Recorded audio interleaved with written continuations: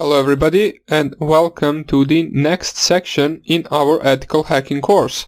Now in the previous section we finished with the wireless penetration testing section, and we also before that finished the web penetration testing section.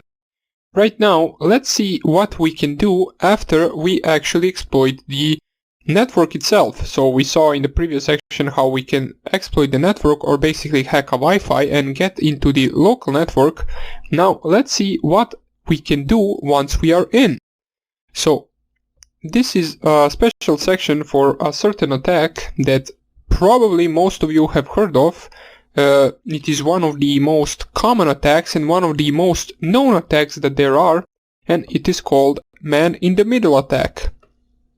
Now, the man-in-the-middle attack basically is the same as it sounds. It is someone interfering with the connection between a victim and the router.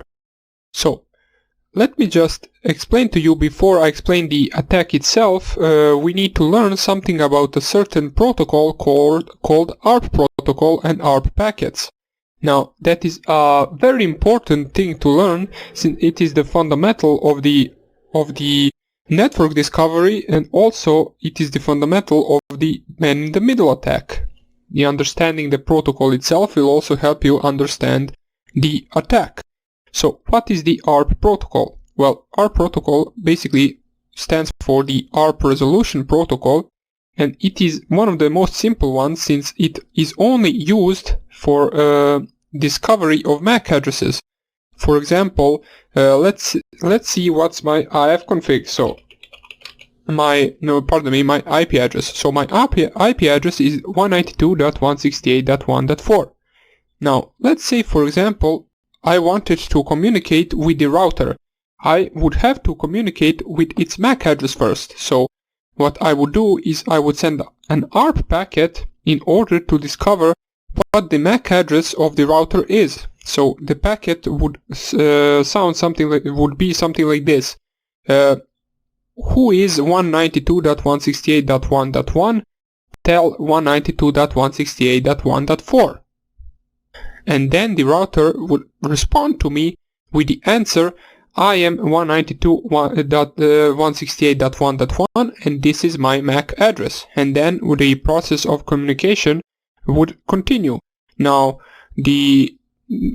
on every PC there is something called the ARP table, or basically where you store the MAC addresses of the certain devices that are on your local area network. For example, in order to check which devices you have stored in your ARP tables on your Kali Linux machine, you can just type here ARP -A, and it will show you right here that it only has my router stored, which is normal, since it says right here gateway, the IP address 192.168.1.1, and it gives us its MAC address since it performed the ARP request on it.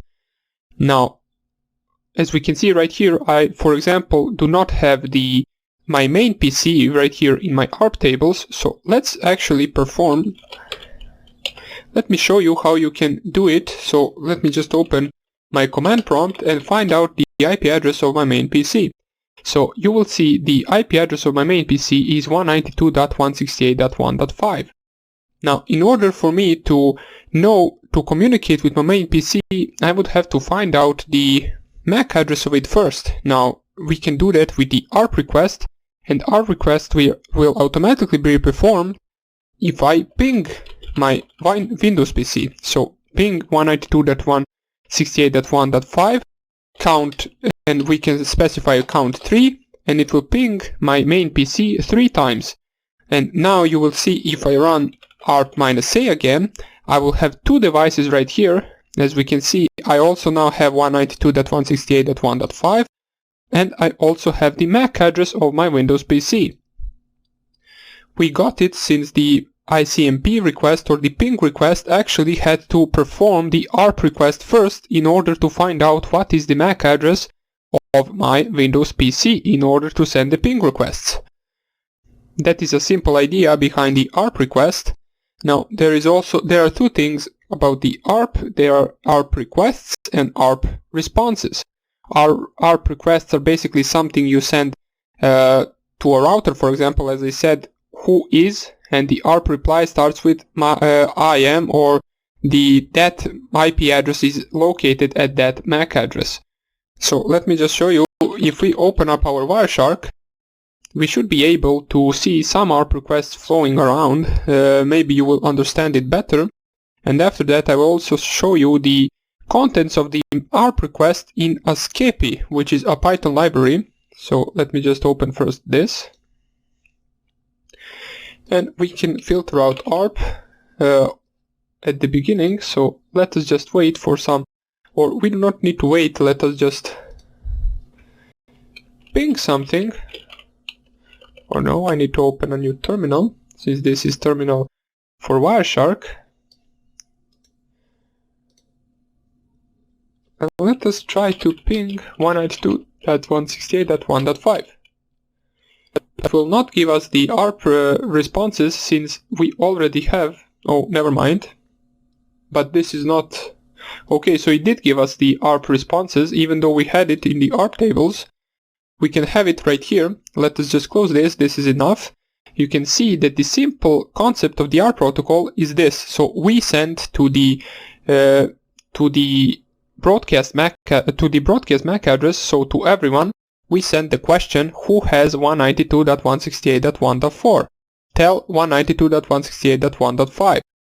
Or basically, let me just check this. This is reversed. So 192.168.1.5 is my Windows PC, and .4 is our Cal Linux machine. So okay, so this request right here was performed by our Windows machine, as we can see who has, and then the IP address of our Cal Linux machine, and tell the IP address of our Windows 10 machine. So this was a packet that was sent by our Windows 10 machine to the broadcast address. So everyone on the local area network received this packet, and the one that know the MAC address of the Cal Linux machine will respond. And the response comes from basically us. It can also come from the router, as we can see right here.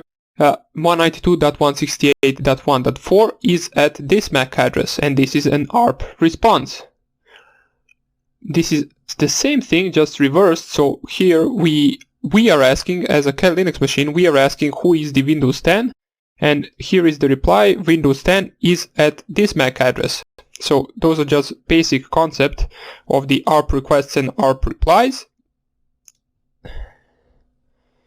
So we will just close this, quit without saving.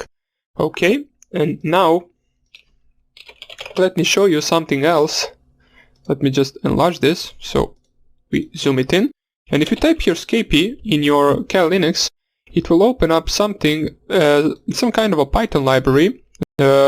Basically, we will cover it later on. For now on, just type here ls and then ARP, and you will see the contents of the ARP packet. Now, you do not care about most of these, or actually you care about around half of these. So the OP right here stands for either request or reply. Number 1 will be set to request and number 2 will be set to reply. You can see that in the ARP packet there is specified the source IP field and the IP field of the destination. So basically source IP field would be our IP address, and the IP field for the destination would be the target's IP address. So let's say I want to perform an ARP packet that asks for the IP field, or that's for the MAC address of our router. I would specify my MAC address right here, and I will specify the router's IP address right here in the IP destination address. We also need to specify our MAC address and the destination MAC address which we will be receiving. So we specify our MAC address so that we can get the reply, and in the destination MAC address we will get the answer of what MAC address is stored at that IP address that we are searching for. So that is basically the simple concept of the ARP protocol.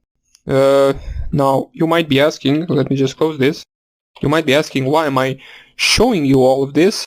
Well, it is as I said, it is the fundamental of the man in the middle attack, as the all men in the middle attacks basically start with the ARP spoofing. And what is ARP spoofing I will talk about in the next lecture. I just wanted to give you a brief overview of what ARP protocol is. If you want to, you can search a little bit more about it and read on it. It's really not that hard to understand it, especially once we run this attack in practical. You will understand it even more. So let me just finish the tutorial right here, and in the next one I will in theory explain what the attack will be that we will perform, which is the man in the middle attack. So I hope I see you there, and take care. Bye.